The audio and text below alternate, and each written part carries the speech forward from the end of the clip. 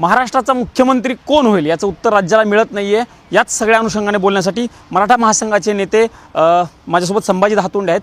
तुम्ही महायुतीचा घटक पक्ष म्हणून राज्यभर प्रचार केलेला होता, तिढा सुटत नाही। अर्थात तुमच्या जरी आमदार निवडून आलेले नसेल, तुम्ही प्रचार केला होता एक संघटना म्हणून, तुम्ही देखील सभा घेत होता।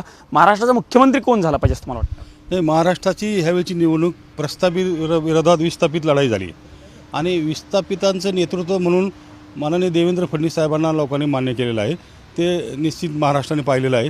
वारकरी संप्रदाय असेल, शेतकरी आणि समाज असेल, हे सर्व लोक आज देवेंद्र फडणवीस साहेबांच्या नेतृत्वाखाली आज महाराष्ट्रामध्ये लोक समाज एकत्र आलेला आहे त्यांच्याबद्दल। धातोंडे साहेब, तुम्ही म्हणताय देवेंद्र फडणवीसांसोबत, पण महायुती म्हणून निवडणुका लढलेल्या होत्या, एकनाथ शिंदेच्या नेतृत्वात लढलेल्या होत्या, फडणवीसांच्याच नावावरती शिक्कामोर्तब का केलं पाहिजे?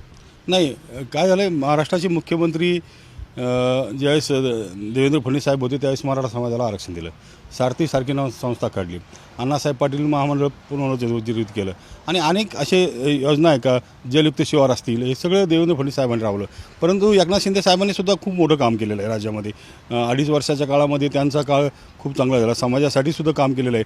परंतु आम्हाला सगळ्या विस्थापित जी मंडळी आहे महाराष्ट्रातली, एक महाराष्ट्रामध्ये प्रस्ताविरोध विस्थापित लढाई महाराष्ट्रामध्ये झाली यावेळच्या निवडणुकीमध्ये आणि विस्थापिताचं नेतृत्व देवेंद्र फडणवीस साहेबांनी केलं, एकनाथ शिंदे साहेबांनी बी केलं। परंतु देवेंद्र फडणवीस साहेबांच्याच नावावर का मी विदर्भाचा दौरा केल्यानंतर देवेंद्र फडणवीस साहेबांना खूप लोक विस्थापित लोक मानतात आणि विस्थापित मराठा आज देवेंद्र फडणवीस साहेब।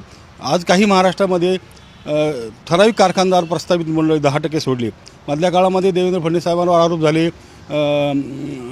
अनेक आरोप झाले ते आरक्षणाच्या आंदोलनामध्ये, पण ते आरोप व्हायला नको होते, पण त्या आरोपामुळं समाजामध्ये एक दरी निर्माण झाली आणि प्रस्थापित बरंच विस्थापित लढत झाली आणि विस्थापिताचं नेतृत्व देवेंद्र फडणवीस साहेबांनी केलं आणि ते लोकांना मान्य झालं। तुम्ही म्हणताय आरक्षणाचा मुद्दा, मी बघितलंय तुमची याच्या पाठीमागची बी आंदोलनं, मराठा समाजाच्या आंदोलनासाठी तुम्ही दिल्लीमध्ये देखील एक मोठं मान देण्याचा तेव्हा प्रयत्न करत होतात, ते आंदोलन तसंच सुरू राहील आगामी काळामध्ये? 100%।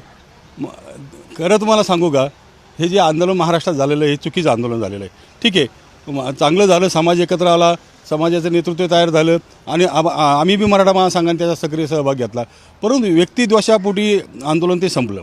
मनोज जरांगे पाटलांचं जे आंदोलन होतं ते आंदोलन चुकीचं असं तुम्हाला म्हणायचं? नाही, चुकीचं नाही, व्यक्तिदोष। आंदोलन चांगलं होतं, पण एखाद्या व्यक्तीला टार्गेट करून ते आंदोलन यशस्वी होत नसतं। आता मराठा महासंघ 125 वर्षाची संघटना आहे, ती संघटना आपण दिल्लीमध्ये गेल्यास तुम्ही सगळे होतात, आपण दिल्लीमध्ये आंदोलन केलं, मराठा आरक्षणाची किंवा कोणत्याही आरक्षणाची मर्यादा वाढवल्याशिवाय आरक्षण मिळत नाही आणि ते दिल्लीतच होऊ शकतं, म्हणून दिल्लीमध्ये आमचं आंदोलन कायम सुरू राहणार आहे। मनोज जरांगे पाटलांच्याच विषयी मी प्रश्न विचारतो परत एकदा। सध्या मनोज जरांगे पाटलांचं जे आंदोलन सुरू, त्यांनी घोषणा केलेली आहे काल की आम्ही आगामी काळामध्ये पुन्हा एकदा उपोषणाचा त्यांनी मार्ग स्वीकारणार आहेत, त्यांच्या आंदोलनाला तुमचा पाठिंबा असणार, कारण इथून मागच्या आंदोलनाला तुम्ही त्यांना पाठिंबा देताना बघायला मिळालं। त्यांच्या आंदोलनात त्यांनी एक वाक्य बोलले, सगळ्यात महत्त्वाचं वाक्य आहे की देवेंद्र फडणवीस साहेब मुख्यमंत्री झाले तुम्ही आंदोलन सुरू करील, असं कसं काय? मनोज जरांगेंचं आंदोलन फक्त देवेंद्र फडणवीसांच्या विरोधात हे शक्य नाही आणि ते आंदोलन सगळं मुडीत निघलेलं आहे। मुडीत म्हणजे ते आंदोलन विस्थापित मराठा समाजाने अमान्य केलेलं आहे, त्यामुळं मनोज जरांगेंच्या आंदोलनाला तुमचा पाठिंबा अजिबात नाही, पाठिंबा नाही असण्याचं काय कारण नाही। त्यांचं चांगलं आंदोलन होतं, ते कोणाचं नाव घेत नाही ना, एक वैयक्तिक नाव नसतं घेतलं तर आम्ही सगळे होतो, मुंबईतसुद्धा आम्ही आंदोलनामध्ये सहभागी झालो होतो, परंतु ते वैयक्तिक नाव घेणं हे चुकीचं आहे। हे मराठा महासंघाचे नेते संभाजी धातोंडे होते आणि त्यांनी म्हटलेलं आहे की मनोज जरांगे यांचं आंदोलन जे आहे ते व्यक्तिद्वेषातून आहे, असा महत्त्वाचा गंभीर आरोप जो आहे तो संभाजी धातोंडे यांनी मनोज जरांगे पाटील यांच्यावरती करत असतानाच महाराष्ट्राचे मुख्यमंत्री देवेंद्र फडणवीसच होतील अशा पद्धतीची देखील एक विश्वास जो आहे तो संभाजी धातोंडे यांनी सामटेविषयी बोलताना व्यक्त केला आहे।